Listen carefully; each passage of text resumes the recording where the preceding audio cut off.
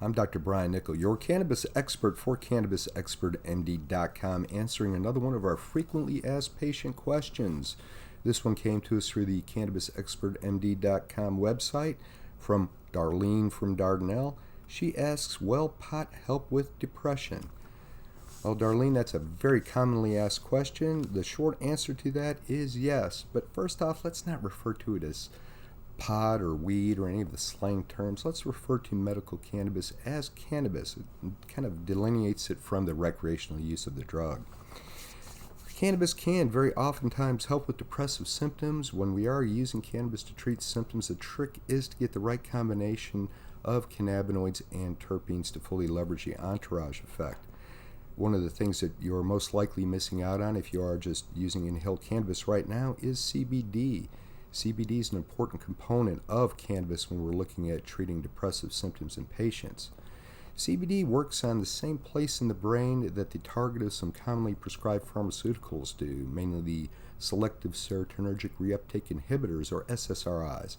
These would be drugs like Prozac, Zoloft. Many patients are on these right now. Now, CBD has activity independent of the endocannabinoid system on the serotonergic system of the brain. And I've been quite successful over the years in transitioning many patients from their SSRIs over to a CBD product. That said, THC is also an important part of addressing depression in patients, as it does have a tendency to really lift their moods up. Getting the right ratio is important. I'm usually suggesting a 2-to-1 to 1-to-1 CBD to THC ratio for most patients. As there are not many strains available, actually there are none, at least at this time in Arkansas, having a more balanced ratio like this, I'm directing a lot of patients who prefer to use inhaled flower towards mixing CBD flower with the THC flower of their choice. The usual ratios would be a 2-to-1 to a 1-to-1, so if you look at something like Hawaiian Haze Special Sauce or Cosmic Space Candy, they're right around 17-18% CBD.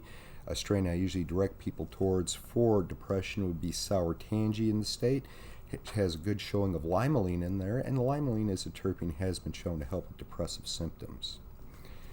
I hope you found this episode of Frequently Asked Patient Questions informative. Darlene, I hope you take some of the advice and do well with it.